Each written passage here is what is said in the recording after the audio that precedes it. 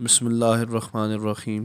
رسول پاک جناب محمد مصطفیٰ صلی اللہ علیہ وآلہ وسلم نے یہ فرمایا ہے کہ اللہ تعالیٰ فرماتے ہیں، اے ابن آدم، تو ذوق و شوق سے میری عبادت کر، میں تیرا سینہ غنا سے بھر دوں گا اور تجھے محتاجی سے بچا لوں گا، اور اگر ایسا نہ کیا تو تیرے ہاتھوں کو کام سے بھر دوں گا اور تیری محتاجی ہمیشہ باقی رہے گی۔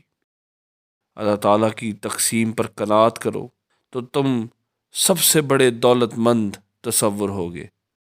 اپنے ہاتھ سے کمانا بلند ترین عمل ہے۔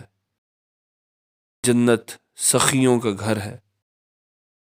مسلمان کا بہتر مال وہ ہے جو یتیم، مسکین اور مسافر پر خرچ ہو۔ اللہ تعالیٰ سخی ہیں اور سخاوت کو پسند کرتے ہیں۔ ریوڑ پالو کہ اس میں برکت ہے۔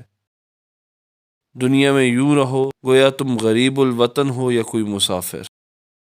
اگر میرے پاس کوہ احد جتنا سونا بھی آ جائے تو میری خوشی اسی میں ہوگی کہ وہ 3 دن میں ختم ہو جائے، سوائے اس مقدار کے جس سے میں قرض دے سکوں۔